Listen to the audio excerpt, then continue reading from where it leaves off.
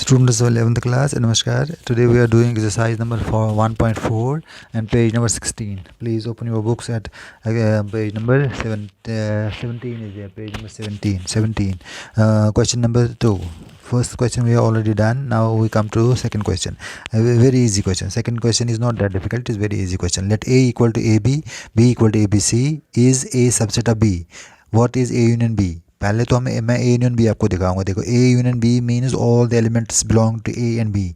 ठीक है, A union B is a set. लिखा है हमने ए के बदले ए बी के बदले क्या लिखा है ए बी सी. वो क्या हो गया, इसके और इसके एलिमेंट सारे होने चाहिए, लेकिन कोई भी रिपीट नहीं होना चाहिए. रिपीट नहीं करना है, प्लीज़ रिपीट नहीं करना है. दोनों एलिमेंट्स लेने. देखो ए है यहाँ भी ए लिखा, बी है यहाँ भी बी लिखा, सी है यहाँ पर सी लिखा. तो इसके और इसके सारे एलिमेंट इसमें आते हैं. तो इसलिए ए यूनियन बी जो है वो भी एक सेट बनता है इन दोनों सेट्स को मिला के. That is called as union of sets. अब आए पहले पार्ट है, all the elements of A are contained in B. पहला part is there is A subset of B. A subset of B, A इसका subset है. ऐसे बोले तो आपको समझाने की छोटा सेट इसका है. तो वैसे तो मैथमेटिक्स में ऐसा बोल नहीं सकते. ठीक है, ए सब क्योंकि इक्वल भी होते हैं ना, सेट इक्वल भी होते हैं. Is A subset of B, A subset of B. देखो इसके जो एलिमेंट्स है ए इसमें है, बी देखो बी इसमें है, इसलिए ए जो है इसका छोटा सेट होगा, ए इसका सबसेट हो गया. समझ आ गया, इससे आपको समझ आ गया. तो all the elements of set A are contained in A. सारे एलिमेंट जो ए के हैं वो इसमें हैं, इसलिए इसका सबसेट हुआ. तो ये इसका आंसर हुआ. ठीक है, अब जाएंगे हम सेकंड क्वेश्चन की तरफ. थर्ड क्वेश्चन में क्या लिखा है, आप बुक खोलेगा, बुक से भी देखेगा. If A and B are two sets such that A subset of B, what is A union B. आप देखो मैंने पहले वेन डायग्राम से सिखाऊंगा आपको. I shall show it with the help of Venn diagram. Here A subset of B. A देखो A subset है B का, किसका, ये देखो वेन डायग्राम. ए इसका छोटा सेट है, किसका, बी सेट का. ठीक है, देयरफॉर ए यूनियन बी कितना बनेगा, इन दोनों को यूनियन मिलाओ ना, इन दोनों का यूनियन कितना बनेगा, बी से बाहर तो जाएगा नहीं. देखो A subset of B, A B का छोटा सेट है, तो दोनों का यूनियन, किसका यूनियन, ए और बी का यूनियन. देखो ना ए यूनियन बी का ये हो गया बी के बराबर, तो लिखा हमने बी के बराबर. ठीक है, और इसके अलावा अगर if you want to understand it further study question when A subset. Question number 2 आप अभी हमने देखा था ना, ऊपर देखिएगा क्वेश्चन नंबर 2 जो हमने किया. ये देखिए, अगर ए सबसेट ऑफ बी होता है, ए सबसेट ऑफ बी, तो ए यूनियन बी किसके बराबर होता है, A union B A B C किस बराबर, वो बी के बराबर ही होता है. जो भी हमने वहाँ दिखाया वेन डायग्राम से, वो यहाँ से भी पता चलेगा इक्वल टू बी. ये बी के बराबर होता है, किसके बराबर, B. A union B equal to B. देखो यहाँ पर भी हमने लिखा when A. If you want to understand it further study question number 2 when A subset B, A union B equal to B. A union B के बराबर ही होता है. तो ए यूनियन बी देखो ना सारा, ये किसके बराबर होता है, बी के बराबर. तो ये तो सही बात है. फिर क्वेश्चन नंबर 4 की तरफ आ जाएगा. ठीक है, क्वेश्चन नंबर 4 में क्या है, क्वेश्चन नंबर 4 की तरफ जाइएगा. Question number 4 is there. If A equal to कितना लिखा है, ए की वैल्यू कितनी है, 7. ए की वैल्यू है 1 2 3 4, बी की वैल्यू है 3 4 5 6, सी की वैल्यू है 5 6 7 8, डी की वैल्यू है 7 8 9 10. Open your books and see there. A union B. अब आसान है, ए यूनियन बी सारे एलिमेंट्स लेने हैं, रिपीट नहीं करना कोई. 1 2 3 4 यूनियन 3 4 5 6 का सारे 1 2 3 4 5 6 रिपीट नहीं होना चाहिए. सेकंड पार्ट आप खुद करोगे. ठीक है, थर्ड पार्ट देखिए, बी यूनियन सी 3 4 5 6, बी हो गया यूनियन सी 5 6 7 8, दोनों के एलिमेंट 3 4 5 6 7 8 रिपीट नहीं होना चाहिए. ये तो हो गया इसका. फिर आगे चलेंगे हम इस पर. ठीक है, आगे कौन सा क्वेश्चन हुआ, मैंने लिखा है exercise 1.4 do it your self. Fourth part जो इसका है वो आप खुद कर लीजिएगा, डू इट योर सेल्फ खुद कीजिएगा. Fourth part.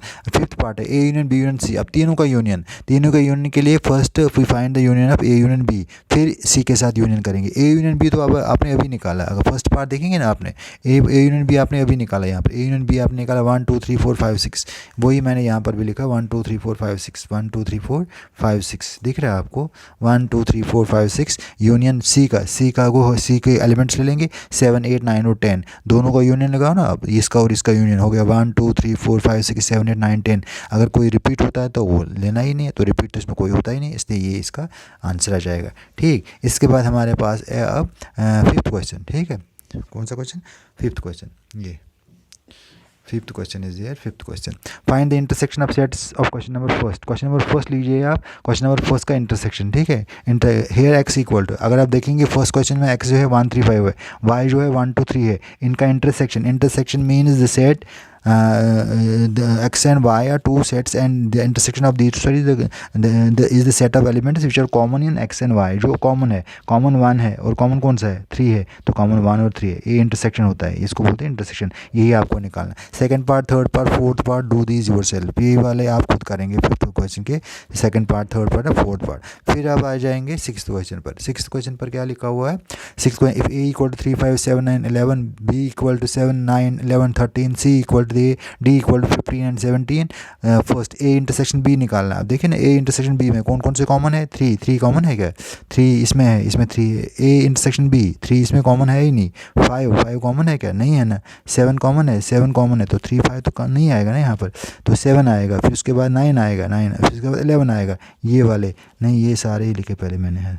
3 5 मतलब लिखा है, ये ए सेट और बी सेट लिखा है. ठीक है. 3 5 7 9 11 इंटरसेक्शन बी के साथ. बी कितना है? 7 9 11 13. ये इन दोनों का देखिएगा 7 9 11. ठीक है, दिस वन इज़ करेक्ट.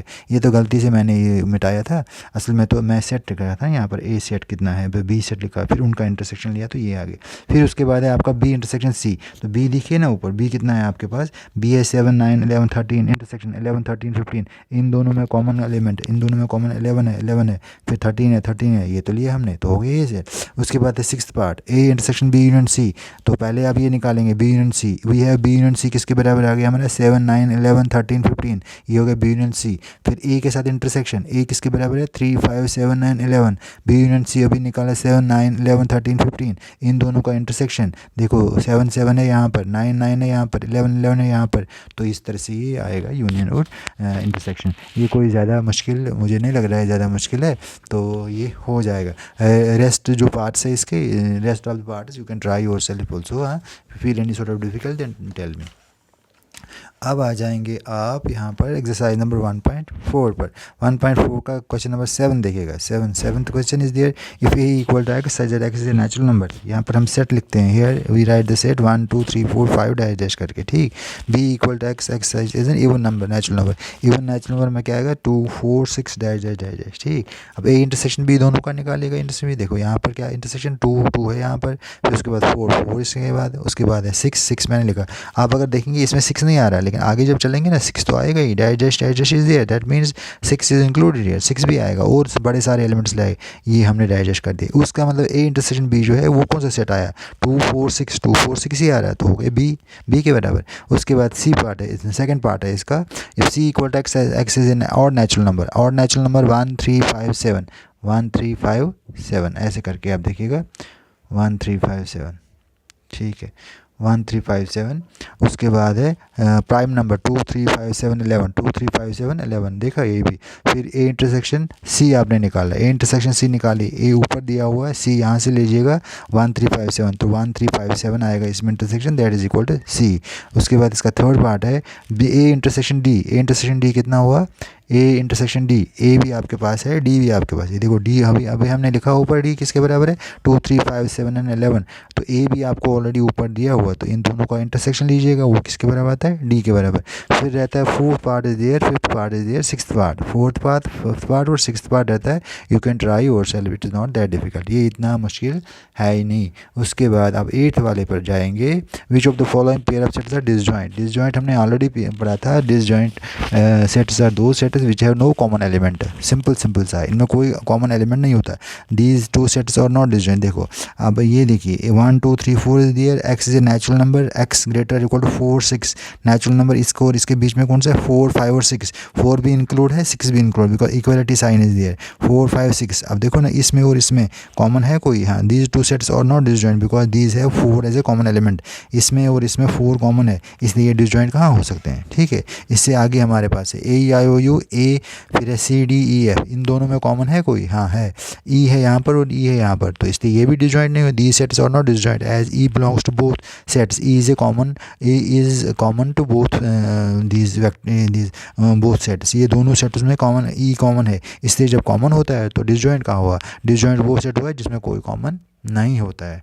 ठीक है, समझ गए। अब देखिए यहाँ पर 9th वाला क्वेश्चन आपके पास है, इसी एक्सरसाइज का 9th क्वेश्चन देखिएगा। If A equal to 3 6 9 12 15 18 21, B equal to, that is already written in your book, C equal to D equal to A minus B निकालना। Difference of two sets mean is the set of elements which are in A not in B.